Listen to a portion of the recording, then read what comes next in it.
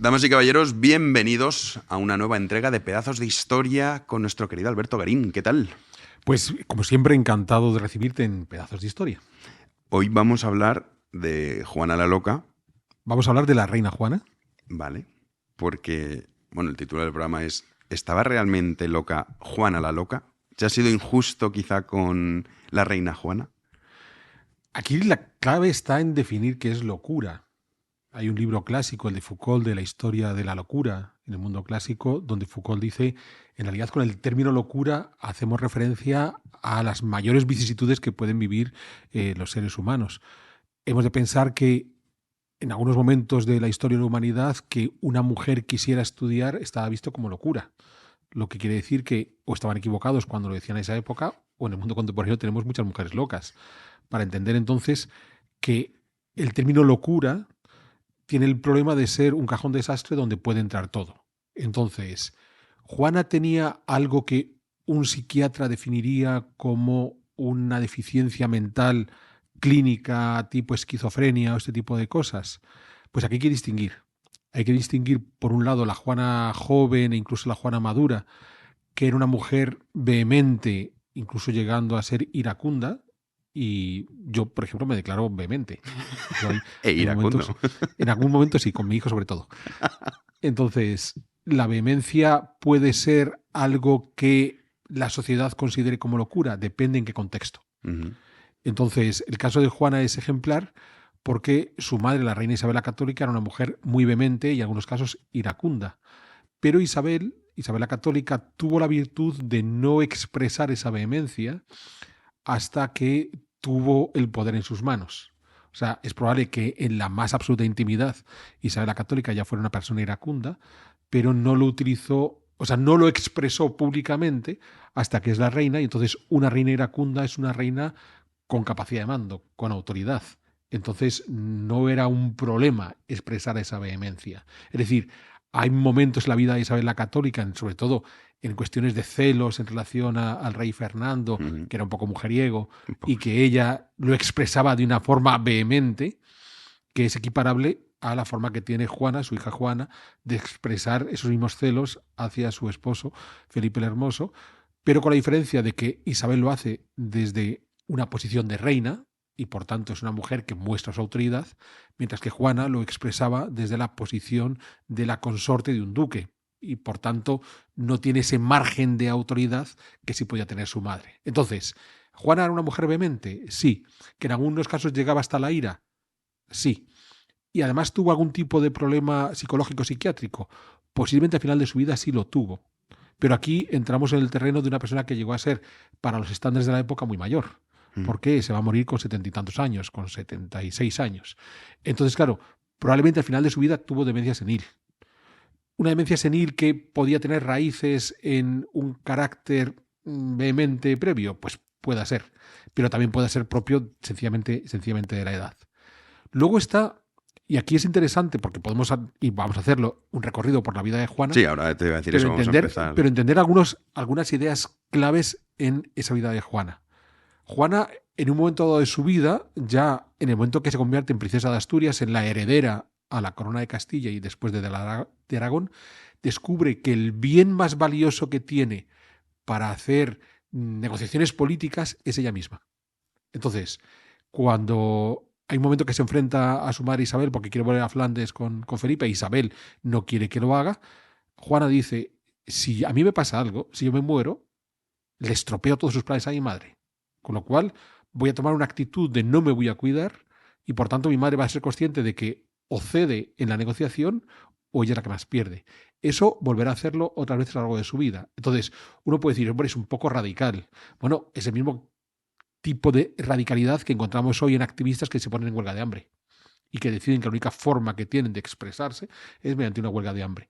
La gente que se pone en huelga de hambre por las razones más variadas, ¿consideramos que están locos?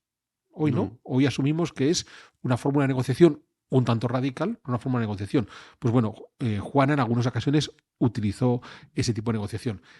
que a la larga es muy curioso, porque en realidad no es que se pusiera en huelga de hambre, sino que se negaba a comer determinados productos, sobre todo productos, digamos, propios de la mesa de un príncipe, en especial carnes rojas. Y eso es lo que hace que Juana viva muchos años, porque así como su hijo Carlos, que es obviamente más joven que ella, porque Carlos nace cuando ella tiene 22 años, pues un tipo con 22 años menos que ella está mucho más envejecido precisamente por abusar de una dieta poco saludable que hace que tenga una gota disparada y este tipo de cosas que Juana no tenía, porque como Juana cuando se enfadaba lo que hacía era comer sus calditos con verduritas, pues claro, la mujer era eterna, no se moría nunca. Pues si te parece, ya, bueno, hemos dejado un poco entrever que esto de que estaba loca no está tan claro, pero si te parece empezamos un poco por su recorrido de Juana la Loca, hija de quién es, Sí. o sea, cómo llega luego su relación con Felipe el Hermoso, en fin, todo esto. ¿Te parece empezar por su niñez? Bien, Juana, Juventud, podemos decir. Juana nace en Toledo en 1479, es la tercera hija de Isabel y Fernando. Y lo que va a suceder es que como tercera hija y además teniendo un hermano varón por delante, el príncipe Juan, lo que va a suceder es que es alguien que en principio no está previsto que acceda a ser la heredera de Castilla y Aragón. De modo que se convierte en una herramienta del juego político que tienen sus padres y sobre todo su padre Fernando. Hay una obsesión en la cabeza de los reyes católicos y sobre todo de Isabel, importantísimo, que es reunificar por completo toda la península ibérica. Con su matrimonio con Fernando ya ha conseguido unir Castilla y Aragón. El otro gran reino a reunir sería Portugal, después Granada se conquista militarmente y Navarra también se ocupa, pero con el objeto de estar seguros de poder unir Portugal, a la hija mayor se la casa con el rey de Portugal. Cuando se quede viuda la casarán con el siguiente. O sea, primera idea, hay que unirse con Portugal. Y después los demás ya pueden ser empleados, otros hijos, en otro tipo de vicisitudes políticas, sobre todo vinculadas a los intereses de Fernando de Aragón y muy especialmente de sus enfrentamientos con Francia. Entonces, va a haber un doble matrimonio. El príncipe Juan se va a casar con la hija de Maximiliano, Margarita de Austria, y Juana se va a casar con Felipe, el hijo varón de Maximiliano. O sea, hay un intercambio de princesas entre los reyes de Castilla y Aragón con el emperador. De modo que Juana, cuando deciden que la van a casar con Felipe, lo que le están diciendo es: te vas a convertir en la consorte del que hoy es el duque de Borgoña, y nada más. Esos son todos los títulos de Felipe, porque su padre Maximiliano sigue siendo archiduque de Austria y es el abuelo Federico quien es el emperador. Quizás en el futuro Felipe puede llegar a ser emperador, quizás, no lo sabemos, pero tu función es ser duquesa consorte de Borgoña, te vas a ir a vivir al ducado de Borgoña, me da igual que sea en Bruselas, que sea en Dijon, donde sea, pero te vas a ir lejos de aquí, allí tendrás que darles herederos a Felipe y ya está. No fue educada para ser reina, pero es que ni siquiera fue educada para ocupar una posición política destacada. Va a ser la consorte de un duque, aunque sea el duque de Borgoña. A lo mejor, si el azar histórico se lo permite, podrá llegar a ser emperatriz, pero nada más. Con todo, recibió una educación muy esmerada, como le ocurrió a todos los hijos de Isabel la Católica, porque la propia Isabel recibió una educación muy esmerada. Es alguien que se maneja en varios idiomas, habla español, habla francés, se mueve muy bien en el latín. En algún momento incluso será intérprete de su propio esposo, de Felipe el Hermoso. Es una mujer culta, reúne una biblioteca interesante que tendrá con ella hasta el final de sus días, porque en su retiro de Tordesillas tendrá una cantidad importante de libros. La propia Juana educará muy bien a sus hijos y sobre todo a la pequeña, a Catalina, que es la que va a pasar más años con ella. Y bueno, con esa educación esmerada, una chica rubia, relativamente bonita, va a ser enviada en 1496 a los Países Bajos para que se una a Felipe, al que con el tiempo sería conocido como Felipe el Hermoso. Se casa con él, muy rápidamente va a empezar a darles hijos. La mayor es Leonor, después llega el varón en 1500, que es Carlos, el futuro Carlos V, el emperador. Y a partir de ese momento, ya con ese hijo varón, digamos que Juana ha cumplido su rol como duquesa consorte de Borgoña, le ha dado un varón a Felipe, hasta el punto de que Felipe, que es otro muchacho joven, porque cuando Juana llega a Flandes ella tiene 16, él tiene 17, bueno, llevan 3-4 años conviviendo juntos, ha sido relativamente respetuoso con su mujer porque necesita tener ese heredero, pero en el momento que ya tiene garantizado al varón, Felipe vuelve a sus viejas andanzas mujeriles, empieza a tener muchas amantes, entonces cuando empiezan todos esos momentos de celos por parte de Juana que le hacen dudar a Felipe, porque claro, Felipe en la corte pensaba, en su corte borgoñona, que las mujeres, las consortes, tenían que aceptar el hecho de que el príncipe podía tener otras enamoradas. Y entonces, hasta ahí la historia podría haberse terminado en ese punto. Resulta que hubo una princesa castellana que se marchó a los Países Bajos, allí se casó con el duque de Borgoña, tuvo un hijo y ya está. Pero en Castilla hay una serie de cosas que están cambiando y es que se van a ir muriendo los sucesivos herederos al trono de Castilla. Se va a morir el príncipe Juan, el que se había casado con Margarita, la hermana de Felipe. Se va a morir la hija mayor, Isabel, y se va a morir el hijo que había tenido la hija mayor, el príncipe Miguel. De modo que las tres personas que iban a heredar las coronas de Castilla y Aragón se han muerto y de rebote le llega la corona a Juana. En ese momento cambia todo el esquema, porque entonces hay que reeducar a Juana para que acepte la idea de que va a ser la futura reina de Castilla y Aragón. Pero es más, cuando el propio Felipe va a descubrir que su esposa puede ser reina y él, por tanto, puede ser rey, es muy simpático porque volverá a acercarse a su esposa. Van a tener todavía más hijos, van a tener 4 hijos más, y cada hijo está vinculado a un cambio en la situación política en Castilla y Aragón. O sea, cada vez que Felipe ve que tiene posibilidades de controlar Castilla y Aragón, se reúne con su mujer. Además, parece que acertaban a la primera, porque lo podemos ver muy bien. Hay un cambio en la situación política de Castilla y Aragón, y en ese momento, 9 meses después, llega el siguiente vástago de Juana y de Felipe.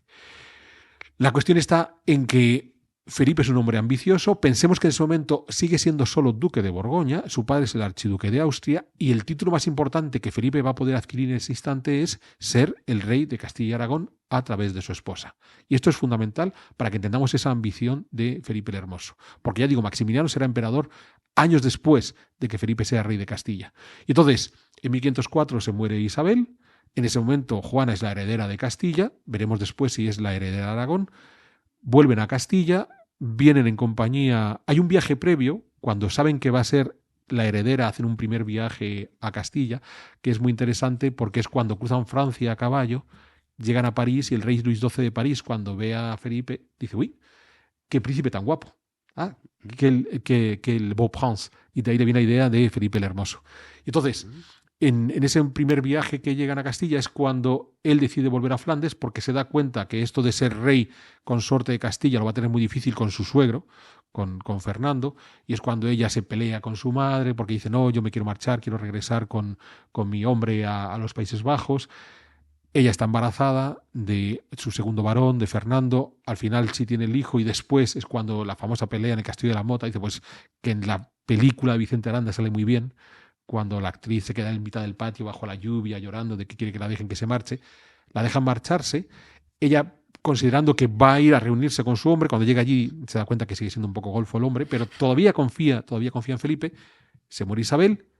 Regresan a Castilla, Isabel se muere en 1504, regresan para finales de 1505, Felipe tiene que negociar con su suegro, con Fernando, a ver cómo se organiza esto, y es ahí cuando Felipe empieza a esgrimir la idea de que su mujer es inestable, de que su mujer, esos arranques de celos, esa ira incontrolable, a lo mejor no le permite poder gobernar, y quizás no es que él quiera ser rey de Castilla, es que él se ve obligado ante el hecho de que la reina titular, que es Juana, parece que no se maneja muy bien, pues me veo obligado a asumir el trono, así que, querido suegro, negociamos esto.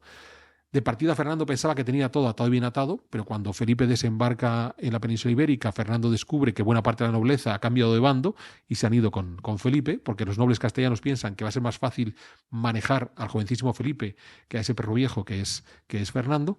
Es la famosa Concordia de Villafáfila, de modo que Fernando se retira de Castilla, va a dejar que Felipe y Juana gobiernen. Es muy curioso, porque en el primer viaje que hacen de 1502 ha sido jurada como heredera de Castilla en las Cortes de Castilla. Cuando vuelve con Felipe en las Cortes de Valladolid, Felipe quiere que las Cortes inhabiliten a la reina y los diputados dicen no. O sea, estamos hablando con esta señora y la vemos muy cuerda. O sea, desde un punto de vista legal, Juana nunca fue inhabilitada por locura, porque las gentes que tenían que dar ese paso nunca consideraron que esa señora estuviera inhabilitada para el poder. Otra cosa es que ella no quiera gobernar y que decida voluntariamente delegar el poder, en este caso, tras la muerte de su madre, en su esposo. ¿Qué es lo que ocurre?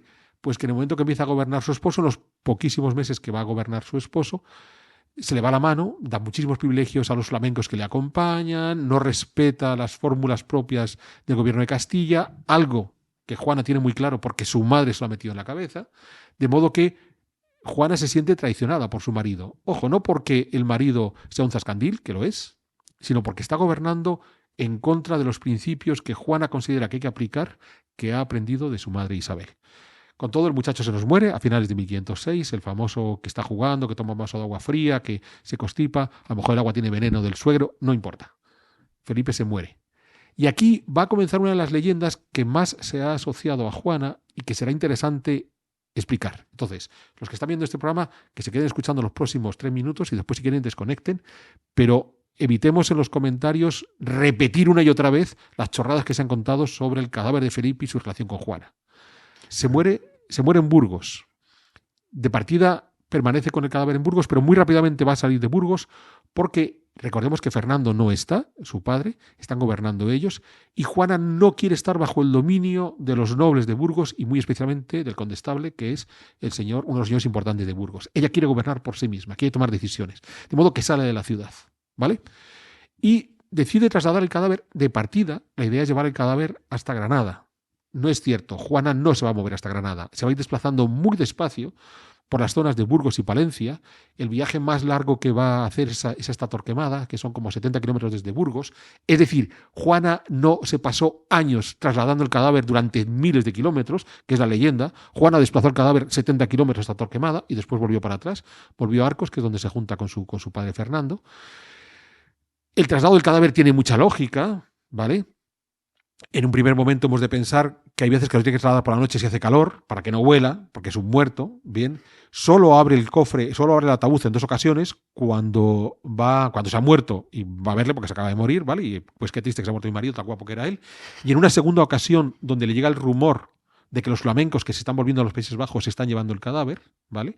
Entonces, ella sí que entregó el corazón de su esposo para que lo fueran a enterrar a Flandes, que era el deseo de Felipe, pero tiene la duda, y entonces le dice a unos obispos: oye, abridme el ataúd para ver si estos jodidos flamencos se lo han llevado. 2 veces. Están documentadas perfectamente, no se pasa todo el día abriendo el ataúd y besándole los pies. Eso es leyenda y es falso. Está bien documentado. Solo lo abrió 2 veces. Bien. No pernoctaba en los conventos de monjas porque tenía miedo de que las señoras se acercaran al cadáver de su marido. No pernoctaba en conventos de monjas porque tenía miedo que los 200 soldados que la acompañaban aprovecharan la noche y se pusieran a acostarse con las monjas. Porque una vez que se instaló en Tordesillas, tuvo el cadáver de su marido durante una década en el convento de monjas, ¿vale? Entonces, vayamos quitando ideas. Pero la gran pregunta es, ¿por qué no la entierra? Porque la clave está en, bueno, de acuerdo, tenemos muy claro que no se paseó durante años miles de kilómetros con el cadáver, que recorrió 70 kilómetros y nada más, bien, pero ¿por qué no le da sepultura? Pues no da sepultura, y esto lo explica muy bien Bethany Aram en un libro maravilloso sobre la reina Juana, donde dice, es un gesto político. Hay un problema en el momento que ella es una reina viuda y joven y guapa, y es que hay muchos candidatos para casarse con ella. Por tanto, gente susceptible de convertirse en reyes de Castilla, con un agravante. ¿Qué sucede si casándose de nuevo con ese nuevo marido tiene hijos y por tanto los hijos del segundo marido pueden enfrentarse con el heredero que ella cuenta, que es Carlos, el futuro Carlos V? Bueno, ¿cómo puede evitar Juana casarse? Pues es que tengo que enterrar a mi marido. Te tengo aquí de cuerpo presente, entonces claro, con mi marido cuerpo presente no le puedo enterrar. ¿Y cuándo accederá Juana a enterrar a Felipe? Cuando el príncipe Carlos, ya adolescente, venga de los Países Bajos, llegue a Tordesillas y entonces la reina Juana diga: chaval, ya estás aquí, ya tienes cabeza para gobernar, ya puedo apoyarme sobre ti, sí, pues ahora entierra papá. Se acabó. O sea, no se pasa toda su vida con el cadáver al lado. Lo conserva el tiempo justo y necesario para garantizar la herencia de su hijo. ¿Por qué para garantizar la herencia de su hijo? Porque el objetivo es cumplir los deseos de Isabel la Católica. Aquí lo que tenemos que hacer es que cada uno de nuestros herederos tiene que controlar mayor territorio que el anterior. Tu hijo Carlos va a ser el heredero de Isabel, Castilla, el heredero de Fernando, Aragón y también las tierras que va a recibir por sus abuelos paternos, sobre todo la zona de Borgoña, la zona de Austria. Así que, chica, tienes que defender a muerte la herencia de tu hijo Carlos. Y lo hace. Entonces, toda la historia del cadáver, toda la leyenda macabra y tal en torno al cadáver es única y exclusivamente: yo voy a defender los intereses de mi hijo, y lo va a conseguir. Bien. Carlos aparece ya por fin en 1516, se ha muerto su abuelo Fernando, le hacen venir. Aquí hay una historia muy curiosa, y es que en principio hay un interim desde que se muere Felipe hasta que Fernando regresa a hablar con su hija en Arcos en 1507, donde gobierna como regente, gobernador, el cardenal Cisneros. Vuelve a ocurrir cuando se muere el rey Fernando, hasta que viene Carlos, vuelve a ser Cisneros el que gobierna. Y entonces la leyenda dice que Cisneros dijo que no se le contara a la reina Juana que su padre había muerto. Y que en principio van a pasar casi 5 años hasta que Juana se entera que su padre no ha muerto. Bueno, aquí ya entramos en el hecho de pensar, ¿no lo sabía o no quería saberlo? Bien, ¿hasta qué punto entiende que la pueden estar engañando y se puede querer dejar engañar? Esto es muy interesante. Uno dice, ¿cómo es posible que todo un mandatario se pueda dejar engañar por su corte? Preguntarle a Putin. Preguntarle a Putin cuántas cosas pregunta todos los días y cuántas respuestas a los que están a su alrededor le dicen verdad o le dicen grandes mentiras. Y que dice Putin, dice Biden, ¿eh? O sea, cualquier dignatario poderoso seguro que tiene una corte alrededor de gentes cuya única misión es mentirle sistemáticamente para que escuche lo que quiere escuchar. Vale.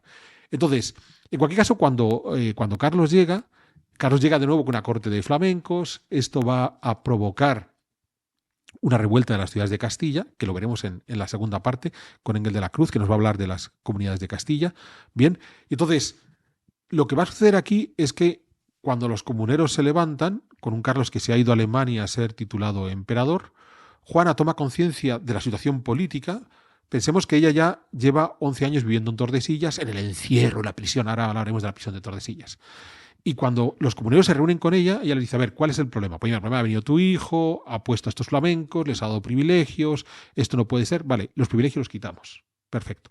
Y nos gustaría, reina, que usted asuma de nuevo el mando, que no sea su hijo. No, eso no me apetece. Yo no quiero reinar. No quiero reinar. Ya está. O sea, es alguien que tiene la inteligencia suficiente para saber que no está preparada para reinar, y en lugar de ponerse cabezota y seguir reinando, dice, no quiero reinar y creo que hay personas que lo pueden hacer mejor que yo.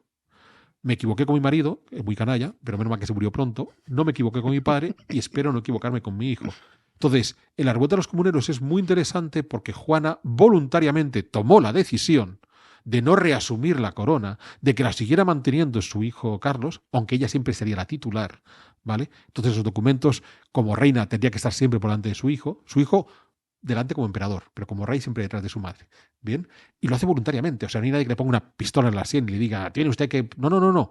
Voluntariamente, de forma consciente y muy cuerda, dice, no, yo quiero que sea mi hijo Carlos el que siga gobernando. Entonces, a partir de ahí, vuelve a su retiro de Tordesillas, donde vivirá desde que acaba la revuelta de los comuneros hasta que la propia Juana se muera.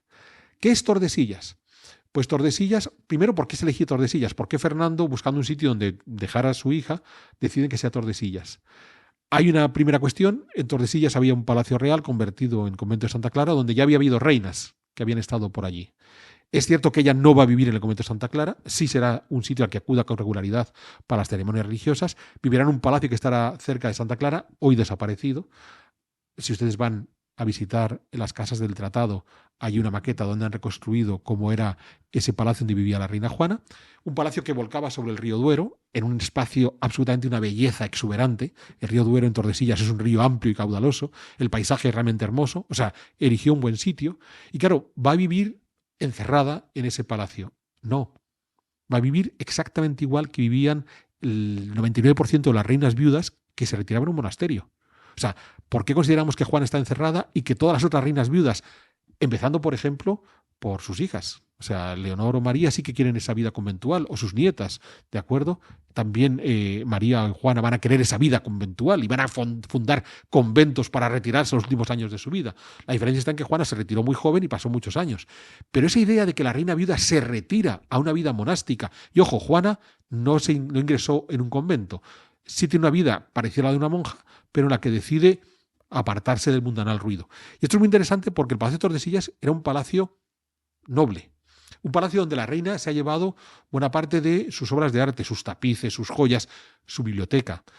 Ha nacido su última hija, Catalina, póstuma de Felipe el Hermoso, que se va a criar con ella durante toda su infancia, que se va a educar a la sombra de su madre con una buena biblioteca. Entonces, no es una mujer que viva en una celda y la tengan allí encerrada 40 años en una celda. No. Vive en un palacio confortable. ¿Podía salir? No, porque tenía mucho cuidado de que no fuera a salir. Solamente tiene que dejar Tordesillas en una ocasión que hay una pestilencia y deciden trasladarla a otro pueblo. ¿Quería salir? Tampoco. ¿Por qué no? Porque ella había elegido voluntariamente esa vida. O sea, yo ya tengo una misión. Es que los reinos que yo voy a heredar sean transmitidos a mi hijo.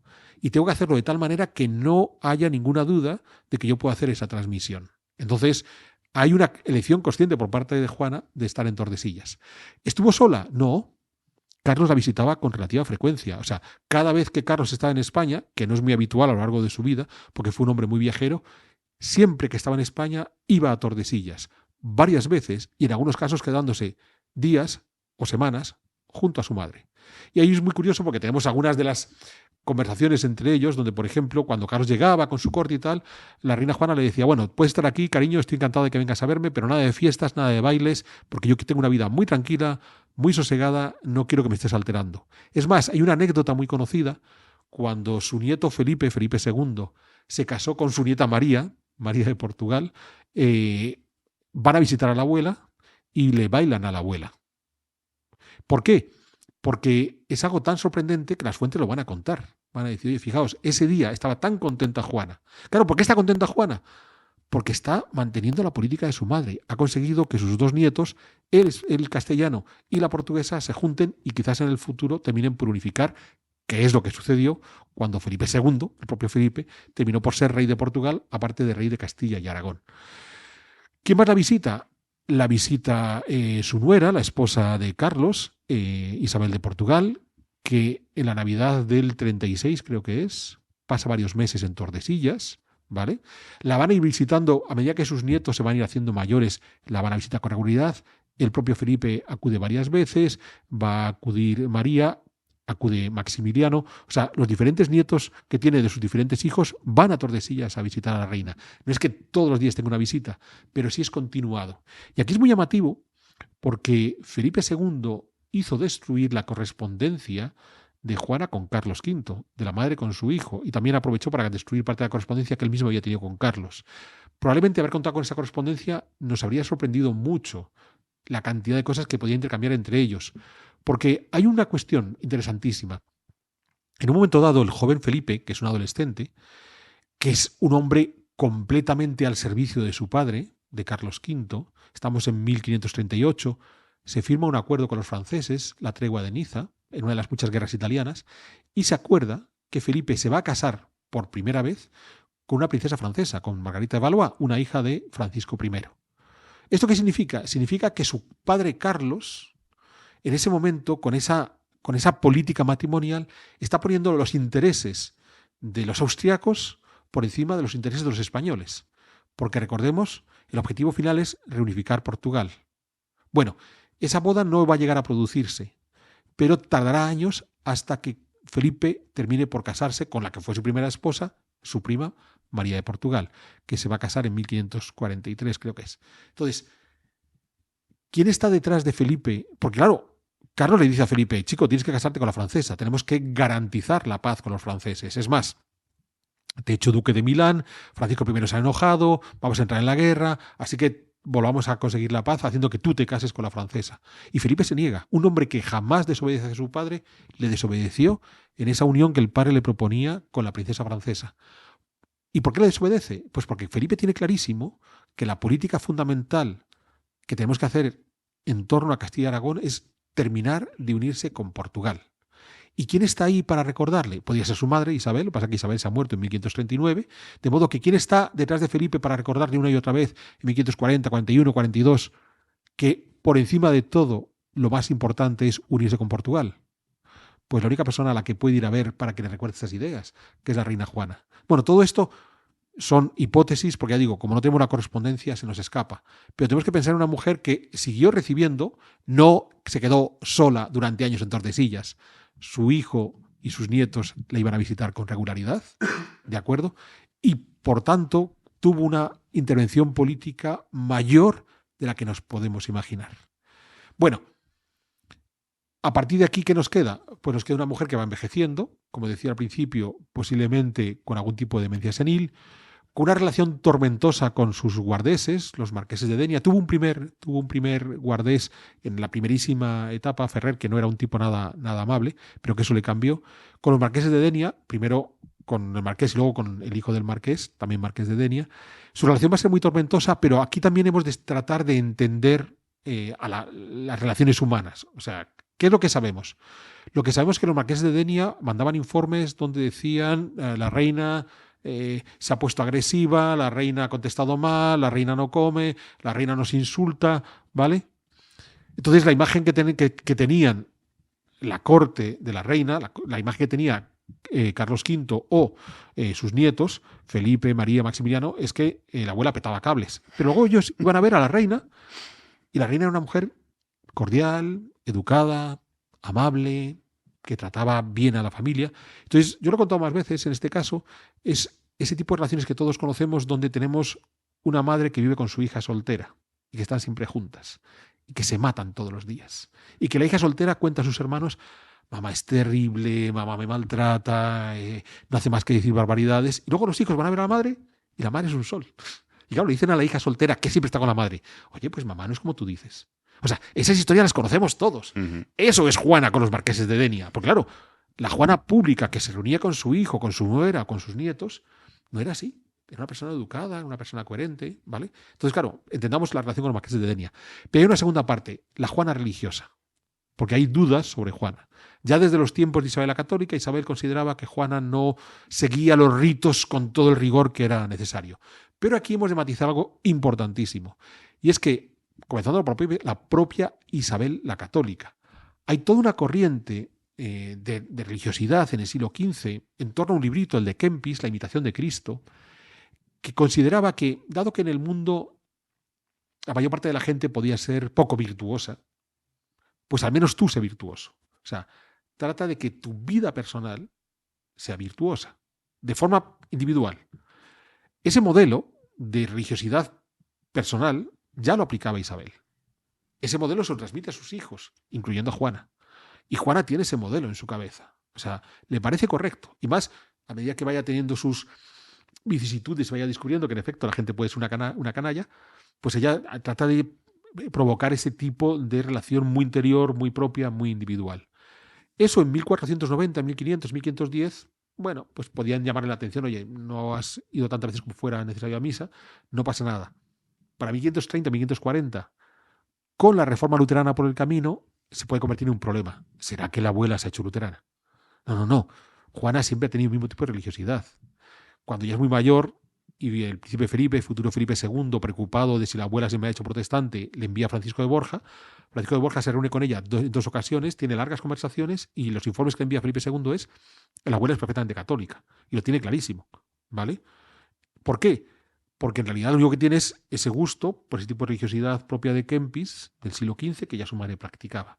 Entonces, no estamos ante una mujer que fuera encarcelada en una celda oscura y triste por ser protestante. Estamos ante una mujer que vivió en un ambiente muy confortable, en un espacio muy bello y que practica una religiosidad muy personal.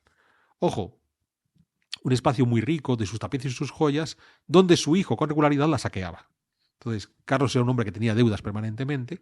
Entonces, cada vez que tenía que dotar a una de sus hermanas para casarla o regalar algo a la esposa, pues iba a ver a la madre y le robaba un tapiz o dos, una joya o dos joyas, ¿vale? Claro, cuando la reina se enteraba se enojaba. Me ha desaparecido una joya, ha sido la criada, mata a la criada. No, majestad, ha sido su hijo.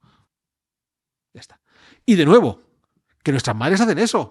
O sea, todos vamos a casa de nuestra madre, nos llevamos lo que nos interesa a casa de nuestra madre, esa cosa que nuestra madre jamás le daría a nadie, pero que llegas tú con tu cara de hijo bueno y tu madre dice: bueno, vale, llévatelo. O sea, estamos hablando de seres humanos muy humanos. Sí, o sea, no hay nada chocante en esto, no es el malvado Carlos que se aprovecha de su madre. Entonces, todos los hijos somos malvados con nuestras madres, porque todos nos aprovechamos de nuestras madres. ¿Bien? O sea, es ese tipo de relación que tienen. Pues bueno, esta Juana que va envejeciendo, en un momento dado se va a morir.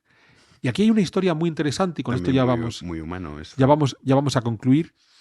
En 1552 Carlos vivió su peor año. Es un hombre que progresivamente ha ido triunfando, ha mandado gentes a América que han descubierto un continente entero y han acabado con el imperio de los mexicas y de los incas, ha derrotado varias veces a los franceses, le ha dado unos cuantos palos a los bereberes en el norte de África, ha derrotado a los protestantes en la batalla de Milberg. Pero en 1552 vive un momento muy oscuro porque uno de los alemanes, que ha sido uno de sus niños bonitos, Mauricio de Sajonia, le traiciona. Y entonces es la famosa cabalgada de Innsbruck, cuando Mauricio de Sajonia quiere atrapar al emperador para cargárselo, y el emperador tiene que huir del palacio de Innsbruck a caballo, corriendo con una docena de soldados porque le han dejado solo, ¿vale? Al final consigue rehacerse, llama al duque de Alba, el duque de Alba acude presto a ayudar a su señor, Mauricio de Sajonia se muere por el camino, detrás está la oscura mano del rey de Francia, van a por el francés en el sitio de Metz, no consiguen tomar Metz, y entonces el Carlos, que ha sido traicionado por Mauricio de Sajonia, que no ha logrado acabar esta vez con Enrique II, viaja a Bruselas y sabemos que vive un periodo muy oscuro en Bruselas, donde está encerrado en sus habitaciones, triste, abatido. Allí se reúne con sus hermanas, con Leonor y con María, que ya están viudas las dos, María desde hace mucho tiempo. Las hermanas se preocupan por él y una cosa que él le preocupa es cómo la relación que tiene con su madre. Entonces las hermanas lo dicen, bueno, una cosa que le preocupa a Carlos es, ¿será que Dios me castiga porque yo no me he portado suficientemente bien con mi madre? Bien, pero va más lejos y se da cuenta que él ya tiene cierta edad, tampoco está tan mayor, porque tiene 52 años, pero ya como está chacoso de todas sus enfermedades, comer tanta carne roja, bien ve como Villanueva tiene razón. Entonces, lo que va a suceder es que él hace balance de su vida, se da cuenta que su principal objetivo ahora es lograr legar a su hijo Felipe la mayor cantidad posible de territorios. O sea, todo lo que le queda por hacer a Carlos es, bueno, ya no me queda mucho en esta tierra, lo que tengo que hacer es reunir todo el paquete y entregárselo bien a mi hijo Felipe, exactamente como mi madre hizo conmigo. O sea, hay una especie de comprensión de Carlos hacia su madre en esos periodos oscuros de 1553-54 en Bruselas, cuando dice, coño, es lo que estaba haciendo mi madre. O sea, mi madre sacrificó toda su vida para que yo tuviera esto y mi único objetivo es sacrificar toda mi vida para que mi hijo lo reciba. Bien, en ese momento él decide que quiere dejarlo, que ya no se siente capaz de seguir gobernando. Ostras, igual que su madre. O sea, ha llegado a un punto en el que dice, no puedo seguir gobernando, no tengo capacidad para gobernar. Es lo que mi madre dijo siempre, yo no puedo gobernar, por eso te lo dejo a ti. Pero hay un problema. Él no puede abdicar porque él no es el rey titular. La reina titular es su madre. Y su madre, viejita, sigue en Tordesillas. Entonces, bueno, finalmente la reina Juana muere a principios de 1555 y después de esa muerte de la reina Juana es cuando Carlos ya puede abdicar porque ahora sí va a ser titular.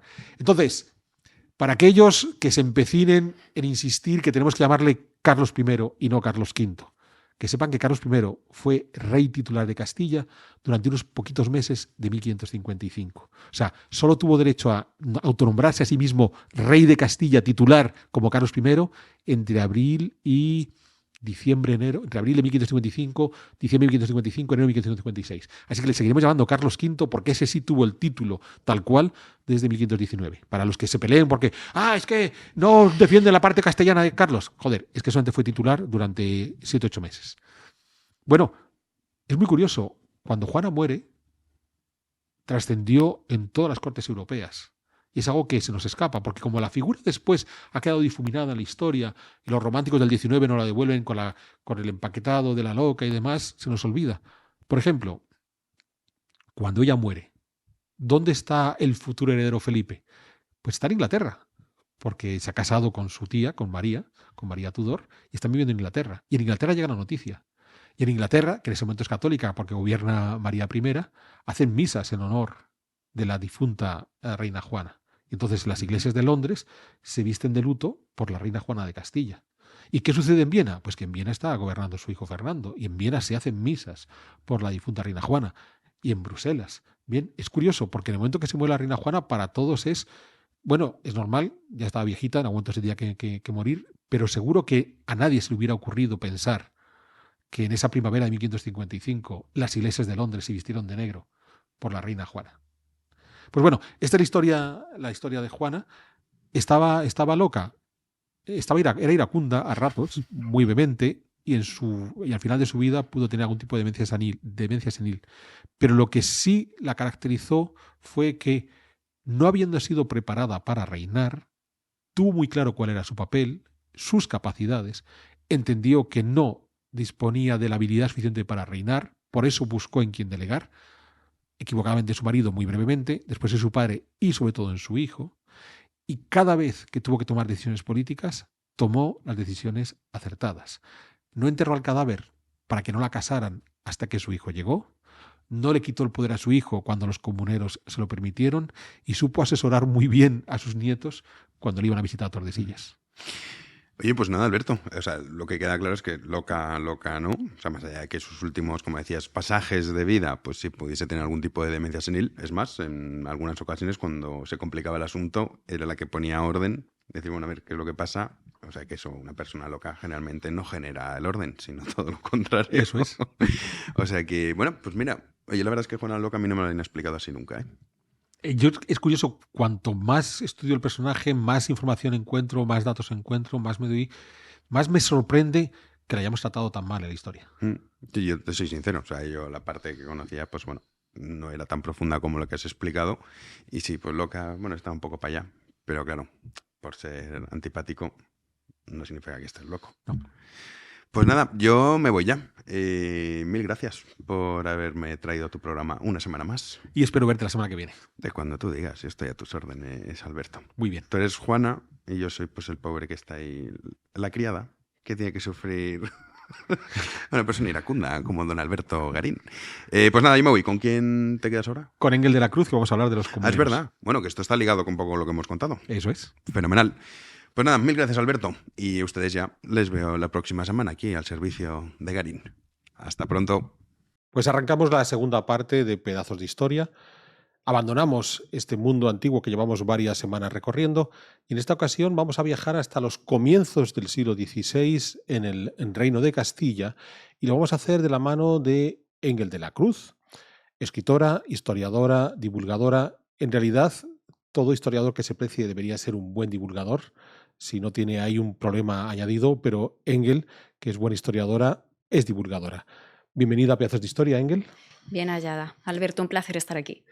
Pues bien, lo que vamos a hacer con Engel es que vamos a hablar de un libro que publicó sobre la revuelta de los comuneros, este libro que tengo ahora en la mesa, Comuneros, la Revolución de Castilla, publicado por Almazara, un libro que, de nuevo, ya lo veíamos hace algunas semanas cuando hablábamos del libro Los visigodos de Daniel Gómez Aragonés. Almazara es una editorial que se ha dedicado a divulgar la historia, en especial la de España, pero no solo, de manera a acercar determinados acontecimientos históricos que en muchos casos habían caído, no vamos a decir en el olvido, pero sí en algunos estereotipos y en algunos prejuicios que a través de estos libros se tratan de desmontar, y este es el caso que ha llevado a cabo Engel con los comuneros.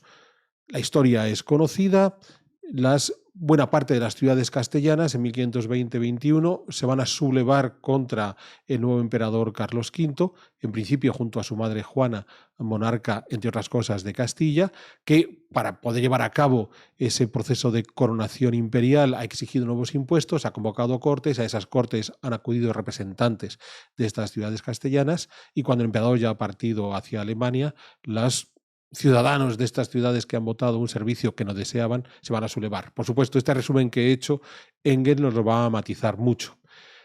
La primera pregunta parece obligada. ¿Era necesario un nuevo libro sobre los comuneros? Que a pesar de todo es un tema que afortunadamente es recurrente y vuelve, y tú lo muestras muy afortunadamente en la segunda parte del libro, donde hablas de cómo los comuneros siguen teniendo presencia. ¿Era necesario un libro sobre los comuneros para mejorar la divulgación de este periodo? Sí, por supuesto. A ver, no te puedo decir lo contrario, obviamente, porque sería tirar piedras sobre mi propio tejado. Pero sí, el propósito del libro es plantear el tema de los comuneros como nunca se había hecho. Es decir, desde ningún planteamiento político imperante, es decir, sin ningún tipo de dogma de entrada, de decir, bueno, los comuneros eran buenos o los comuneros eran malos, que eso por desgracia en muchas monografías es una visión que podemos dar, que se tiene esa visión sesgada y por eso tampoco se conoce muy bien. El propósito también de la obra era dar una visión lo más amplia posible de lo que fue el movimiento de los comuneros, es decir, no quedarme en 1522 o en 1523, que fue cuando Carlos convoca Cortes en Valladolid, inicia esas reformas que se basan en buena parte en lo que pedían los comuneros, sino que quise ir más allá, mucho más allá. Y de hecho me extendí hasta el momento en el que estaba viviendo, en el momento en el que estaba escribiendo el libro, es decir, hasta el 2021. Ese fue el momento en el que quise llegar con el libro y no en todas las monografías se ofrece esa visión de los comuneros después de los comuneros o de los comuneros en la historia.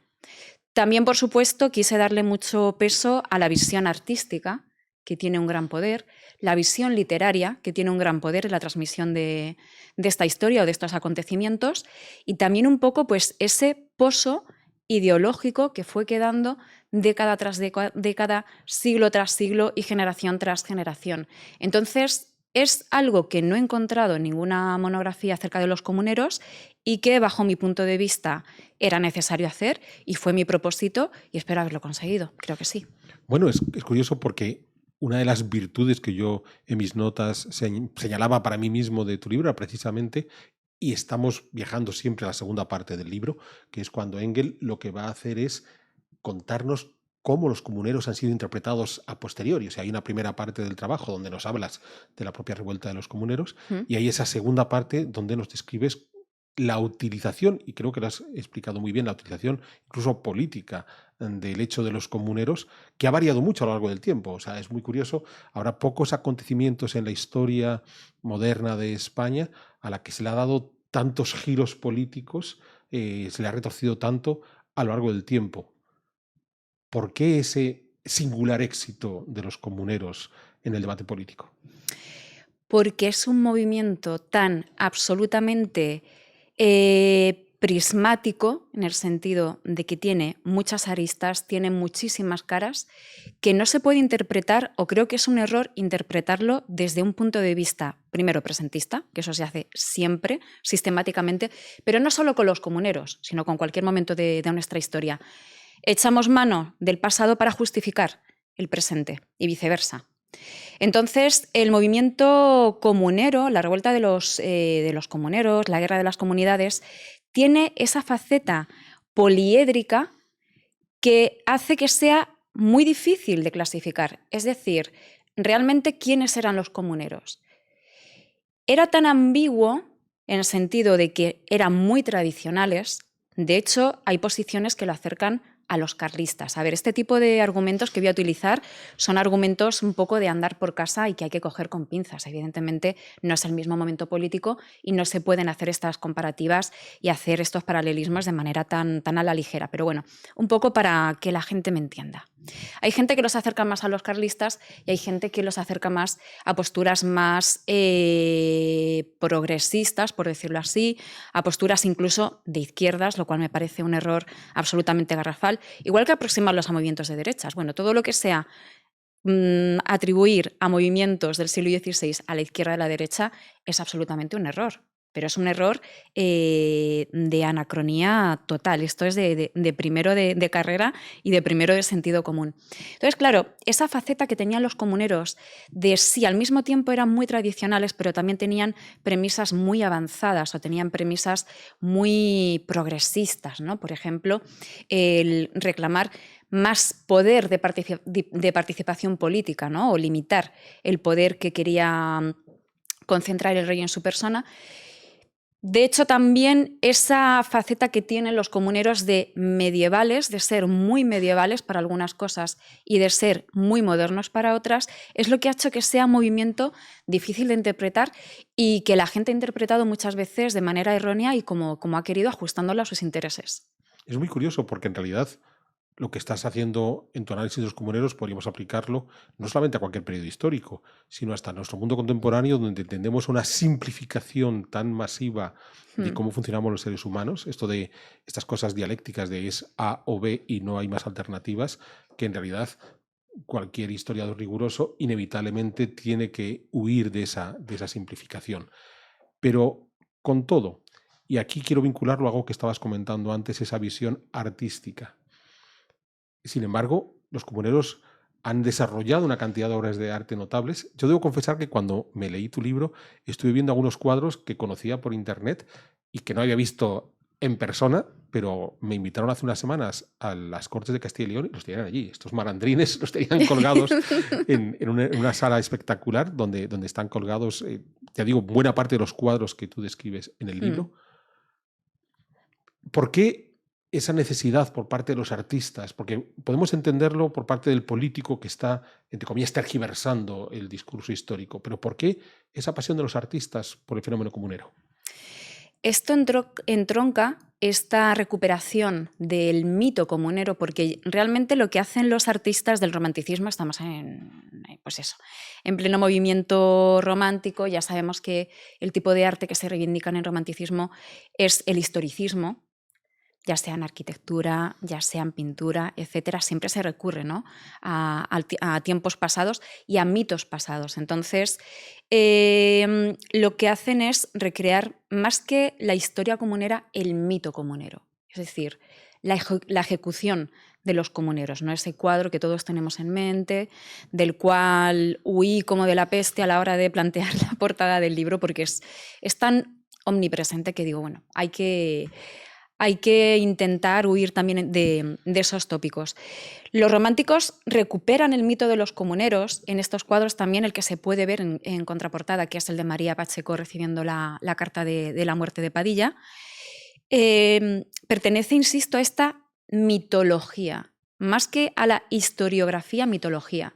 Les interesa representar estas escenas de la historia que ensalzan a los que se consideraban mártires de la patria, mártires de la libertad, que eran los comuneros, Bravo, Padilla y Maldonado en el cadalso, de una manera además bastante imprecisa. Esto lo explico en el libro, de, bueno, el cuadro es muy bonito, el cuadro es precioso, pero obviamente es muy inexacto. O sea, en un momento de la ejecución, esas calzas blancas impolutas que llevaban, entre otros muchos matices, pues no se podrían dar.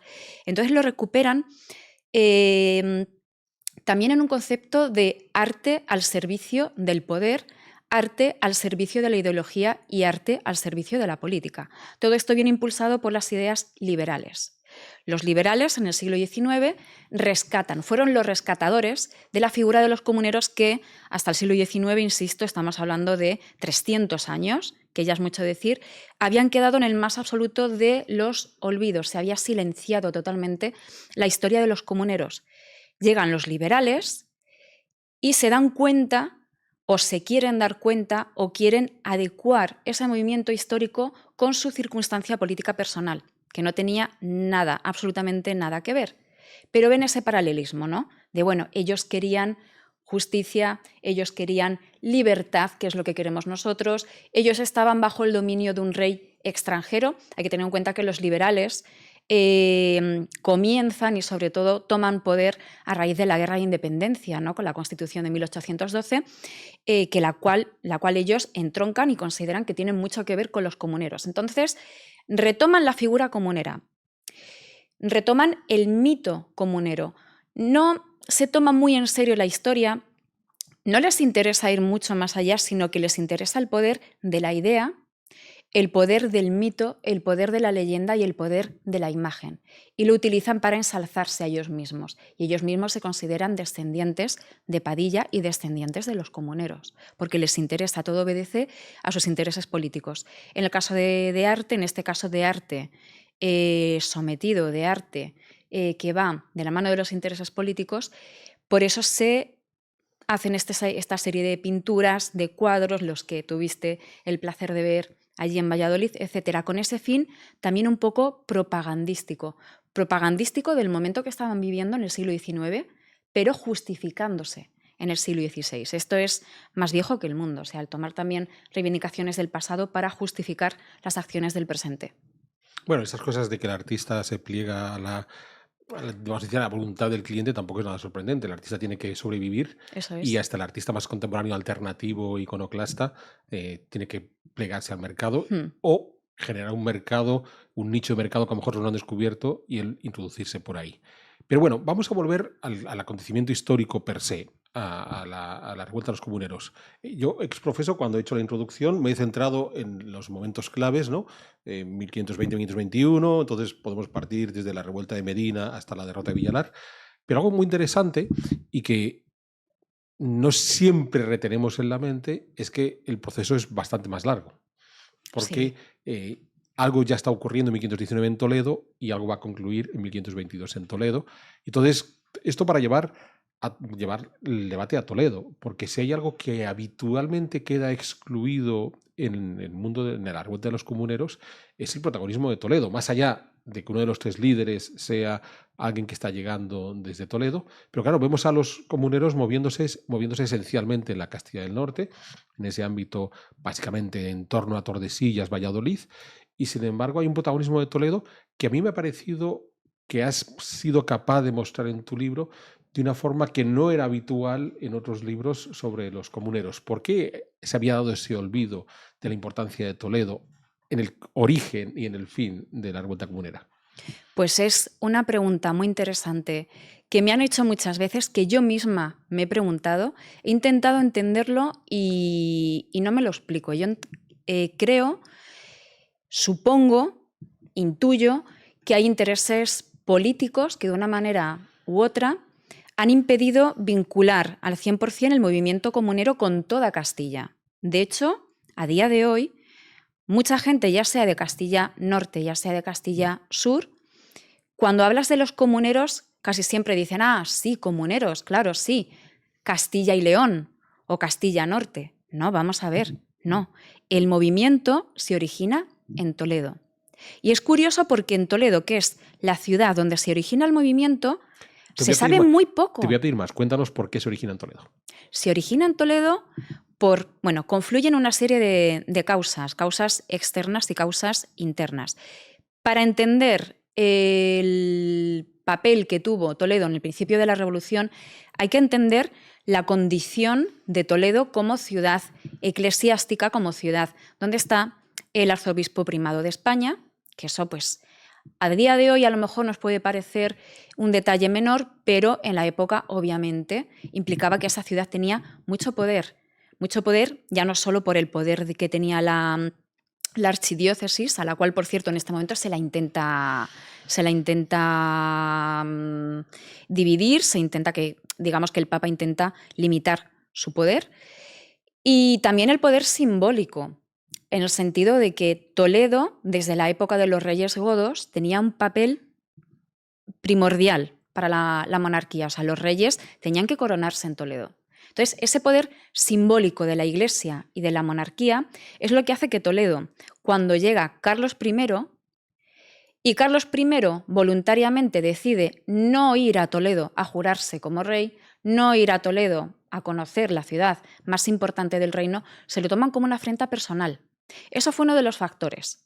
Hay que entender, pues, claro, que se consideraba una absoluta herejía / aberración que el rey de Castilla no quisiese visitar Toledo o que no entrase en sus planes, que es lo que hacían todos los reyes, insisto, desde época de los visigodos. Esto no es una cosa tampoco demasiado cercana en el tiempo.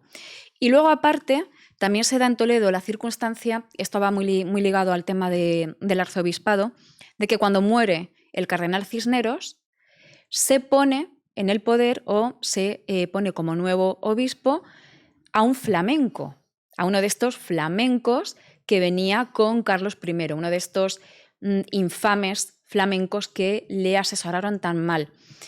Ni siquiera fue uno de estos flamencos directamente, sino que para más INRI era el sobrino de uno de estos flamencos. Y no solo el sobrino de uno de estos flamencos, sino el sobrino del más odiado, que era el señor de Chevreuse. El señor de Chevreuse intencionadamente coloca en el cargo a su sobrino, Guillermo de Croix, que se llamaba igual que él, y su sobrino vivía en Flandes y además tenía 18 años. Obviamente, extranjero, que ni siquiera vivía en Castilla, sobrino de un personaje que era particularmente odioso, que era el señor de Chevreuse.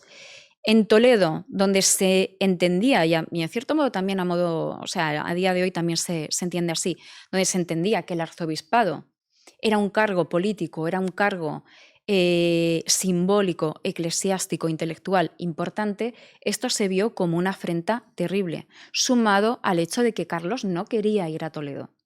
Por eso se rebelan, porque se ven heridos en su orgullo. Y luego ocurre algo que fue fruto de la casualidad seguramente, pero que, siendo fruto de la casualidad, generó un descontento mayúsculo. Y es que cuando se convoca a las ciudades castellanas a las Cortes, que en un principio iban a ser en Santiago, luego se trasladan a La Coruña, en esa convocatoria de Cortes se omite a Toledo, lo cual probablemente os se ha asumido que fue un error, un fallo humano, un error del copista que no incluyó a Toledo. Pero claro, cuando llega esa convocatoria a Cortes, ¿no? A los procuradores para que fuesen, en este caso, pues a aprobar el servicio que pedía Carlos. Cuando llega esa misiva, cuando llega esa convocatoria y en Toledo se ve que no se ha convocado a Toledo, insisto, probablemente por un error humano, se lo toman como otra afrenta más personal. Y por eso la ciudad se vuelve especialmente rebelde y por eso ahí empieza ese descontento y empiezan las primeras manifestaciones populares. Muchas veces se tiende a asumir que el inicio de la revolución o que las primeras algaradas populares se produjeron en Segovia, ¿no? Que fue el famoso asesinato del procurador en Cortes, etcétera, que provocó el asedio de Segovia, que desembocó también en la quema de Medina, etcétera. Se piensa que esas fueron las primeras algaradas populares y que ese fue el inicio de la revolución, de manera equívoca. En Toledo ya, desde finales de 1519, se estaban dando estos conatos de rebelión y ya el pueblo estaba empezando a rebelarse y ya Padilla se había erigido como un líder carismático de la comunidad. Entonces, claro, que este papel primigenio, predominante de Toledo se haya olvidado a lo largo de los siglos, incluso a día de hoy no se reivindique, es asombroso y desconcertante. Insisto, es una pregunta que me han hecho ya otras veces. No he sabido explicar muy bien porque yo soy la primera que no lo entiendo. No entiendo este olvido y no entiendo por qué se ha intentado que Toledo no tenga este papel o no se ha reivindicado este papel de Toledo en el principio de las comunidades. Entonces, claro, a partir de ahí podemos entender que tras la derrota de Villalar, la última resistencia se mantenga en Toledo, Sí. no solo por la figura de María de Padilla, sino por la cantidad de agravios que la ciudad había recibido y que hace que María tenga un sostén en sus conciudadanos.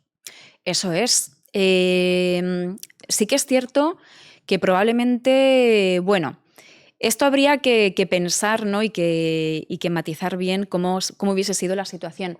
Sin la figura de María, en Toledo probablemente la ciudad se hubiese rendido, pero se hubiese rendido a las circunstancias. Es decir, Madrid se rinde en mayo, ven como todas las ciudades son pacificadas y no le quedaría otro remedio, también por el temor muchas veces de la población a sufrir represalias, ¿no? A sufrir castigos. Sin María Pacheco probablemente la ciudad no hubiese resistido tanto, pero sí que es cierto que también María Pacheco pudo ponerse al frente de la ciudad porque la ciudad estaba también dispuesta a resistir. Fue una vinculación ahí y fue también una acumulación de factores. Sin María la comunidad no hubiese resistido, pero realmente María sin esa comunidad de manera orgánica se hubiese disuelto, pues poco hubiese podido hacer. Bueno, que dejando claro entonces cuál es el proceso que arranca en Toledo, que concluye en Toledo, hay un elemento que en tu libro aparece con regularidad, que no es exclusivo de tu libro, que suele ser bastante tratado cuando se aborda la cuestión de los comuneros, que es de alguna forma hablar de la singularidad. Es cierto que tú sí haces referencia a las germanías, inevitablemente son contemporáneas, pero digamos esa singularidad de unas ciudades que se sublevan contra el emperador y que las marca casi a fuego, no voy a decir por la eternidad, pero metafóricamente. Sin embargo, y esto es una crítica que puedo hacerte al texto, no son las únicas ciudades donde gobierna el emperador que se le subleva al emperador. El mismísimo Gante, donde nació, también se le va a sublevar década y media después. En cierta medida, la propia guerra de los campesinos que se vive en Alemania en paralelo con la revuelta de los comuneros y un poco después, también son ciudades que están sublevando contra la voluntad imperial. Entonces, quizás una de las características de la revuelta de los comuneros es ese hecho de no aceptar el autoritarismo que trata de imponer Carlos V. Él es un jovenzuelo, entonces digamos los asesores que tiene Carlos V alrededor, y Chevres no es el menor, es posible que Adriano de Utrecht tenga más obsesión por el autoritarismo que el propio Chevres, pero que es algo que va a provocar otras revueltas antiautoritarias por todo el imperio.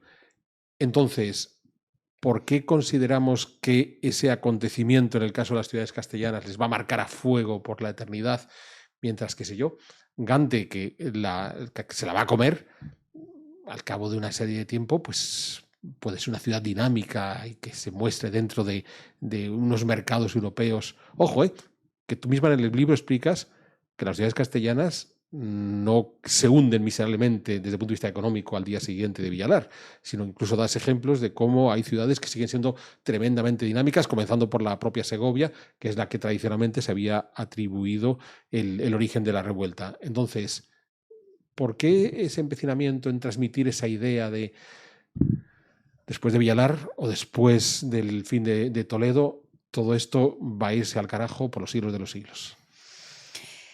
Sí que es cierto que, a ver, el tema de...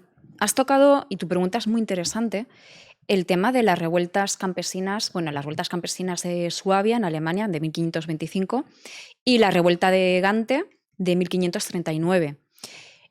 No podemos considerar que vayan de la mano estas revueltas con las que ocurrieron en los reinos hispánicos, véase comunidades en Castilla, véase Germanías en Valencia, aunque sí que es cierto, es curioso, no traté sobre ello porque trascendía el tema del libro, pero sí que es cierto que es digno de recuperar, de reflexionar y de ver paralelismos y de preguntarse, porque siempre la historia, la divulgación, no es solo exponer una serie de hechos, sino que también el lector se enganche a otras lecturas en el sentido de, bueno, pues se ha tratado el tema de las Germanías, aquí en este libro, pues como el tema de las Germanías trascendía lo que se quería contar, pero me interesa mucho, pues voy a leer sobre las Germanías. En este caso también pues tenemos el tema de estas revueltas en Europa. Es curioso porque las Germanías se parecen más quizá a la revuelta de Gante, por el tipo de revuelta que fue, que tenía mucho que ver el papel de los gremios, y también por el tipo de ciudades comerciales, ciudades que tenían mucho, bueno, pues que tenían este tipo de acceso al comercio, al mar, etc. Y sin embargo, las de los campesinos de 1525 se parecen, sin llegar a ser iguales, sin llegar a ser análogas, más a lo que es el conflicto de las comunidades. Es curioso porque de todas estas revueltas que hemos dicho, hubo alguna más, pero bueno, de Alemania, Gante, Germanías, comunidades, parece que las que se quedaron, bueno, o aquellas ciudades que se rebelaron contra el poder del rey, las que se quedaron más atrasadas o las que se quedaron más condenadas, fueron las ciudades castellanas. Es muy curioso porque parece que toda la hazaña del emperador se quedó ahí, concentrada. Y dijo, bueno, Toledo, te castigo, te condeno a no tener más relevancia. O todo el recuerdo de estas revueltas lo vamos a intentar soterrar. Es bastante llamativo. Hubo ciudades que despuntaron después de las comunidades. Bueno, Burgos siempre se va... Bueno, el papel de Burgos dentro de la guerra de las comunidades también hay que matizarlo porque fue bastante peculiar. Pero sí que es cierto que lo que es sobre todo el corazón de Castilla, con la salvedad de Madrid, que Madrid también tuvo su historia peculiar de luego convertirse en capital del reino, pero sí que es cierto que se quedaron como más atrasadas o se quedaron más en esta economía, ¿no?, de 2 velocidades o de 3, incluso diría, de España, fueron las que se quedaron más atrasadas o se quedaron un poquito más rezagadas. Y es curioso ver cómo, e invito también un poco pues, a los espectadores a que lean un poquito más, cómo cada pequeña revolución, que por cierto la revuelta de los campesinos de Alemania de 1525 se considera por algunos historiadores como la primera revolución moderna de Europa, que es como va a decir, vale, me parece muy bien, muy bonito, pero ¿qué pasa con los comuneros? Porque además los comuneros, bueno, pues tenían un trasfondo político detrás que estas revueltas no tenían o no tenían al menos a ese nivel. Pero es curioso ver cómo luego esas zonas se han ido desarrollando históricamente de una manera muy distinta. Bueno, estaba pensando que eso de que la revuelta de los campesinos de Alemania es la primera revolución moderna, ese tipo de etiquetas que pueden servir a lo mejor para jugar al trivial, pero no va mucho más lejos. En realidad, esta obsesión por ver quién es el primero haciendo algo es un absurdo en el que, insisto, es muy útil para los juegos de mesa, pero completamente innecesario en el debate histórico. Pero de nuevo, quiero insistir en la pregunta porque tú misma en el libro lo evidencias. ahora me estás contando aquí que quizás hay una economía más ralentizada en ese corazón de Castilla, con la excepción de Madrid por su condición de corte, pero tú misma muestras que la Segovia de finales del 16 es una Segovia más rica y dinámica que la Segovia de comienzos del 16, o sea que las comunidades no la han afectado hasta el punto de que no pueda seguir siendo una ciudad dinámica. Entonces, ¿por qué de alguna manera esa obsesión? Ojo, que no es exclusivamente tuya, ¿eh? Es algo que cuando lees los libros tradicionales, que además tú aquí los has mencionado, los de Pérez, Maravar y compañía, también de alguna forma te quedas con ese saborcillo, con ese regusto. Porque ese empecinamiento en asociar, digamos, cierto estancamiento en Castilla a las comunidades, a pesar de que tú misma muestras en el libro de que esas ciudades fueron capaces de ser dinámicas después de la revuelta de los comuneros. A ver, hay que tener en cuenta que las comunidades sí que supusieron un momento histórico importante, sí que supusieron en cierto modo un hito, pero parten de un momento económico anterior que, por supuesto, no se modificó en esta época. Entonces, la industria de paños de Segovia siguió teniendo el mismo recorrido. Las prósperas ciudades portuarias, Burgos y Sevilla, que bueno, Sevilla en este caso formaba parte de Castilla, aunque no se involucró en la revuelta comunera, siguieron a su velocidad, a una velocidad, bueno, la periferia a una velocidad mucho más rápida que las ciudades mesetarias. Hay que tener en cuenta, insisto, que los comuneros no fueron algo que marcó un hito y a partir de ahí todo cambiase. Sí que es cierto que a nivel simbólico, que a nivel político hizo que algunas ciudades se viesen un poco más mermadas, pero por una razón práctica que fue el pago al emperador del castigo, ¿no?, por haber participado en la comunidad. Pero no iba más allá, es decir, de la condición económica previa de la que partían. Y para muchos es determinante la revolución comunera. Yo esto lo matizo porque no quiero tampoco darle un peso fundamental, porque eso obedece más a unas versiones o a unas visiones más materialistas de la historia. Pero esa economía previa no se produjo nada que lo cambiase. Si hubiese triunfado la revolución comunera, hubiese cambiado. Probablemente sí, en el sentido de que se hubiesen promulgado una serie de medidas quizá un poco más beneficiosas a estas ciudades que eran productoras, pero que no comerciaban tanto. Entonces, quizá aquí ya estamos entrando dentro de unas ucronías de las cuales podemos meternos igual y qué hubiese pasado sí, y de aquí no salimos, porque realmente nadie sabe qué hubiese pasado. Pero hay que tener en cuenta que la economía en la época de las comunidades era la que era, y ya estamos hablando de época de los Reyes Católicos o incluso antes, y fue la que fue, es decir, no supone ningún cambio. Nos gustaría poder decir, como historiadores, que la revolución comunera cambió todo o cambió mucho o que tuvo más relevancia de la que tuvo, pero también tenemos que ser honestos con la verdad, y la verdad es la que es, y tenemos registros mercantiles, tenemos toda una realidad perfectamente documentada que nos dice qué es lo que pasó realmente. Muy bien, pues me voy a atrever a hacerte una pregunta final, no sé si frívola, pero curiosa. Volviendo a la permanencia de los comuneros en nuestro mundo contemporáneo, ¿merece la pena ir en abril a Villalar a la celebración? Sí. A ver, no es una pregunta frívola, es una pregunta muy importante. Sí merece la pena porque es importante ir más allá de lo que podemos considerar sentimiento regionalista o lo que podemos considerar sentimiento pseudonacionalista.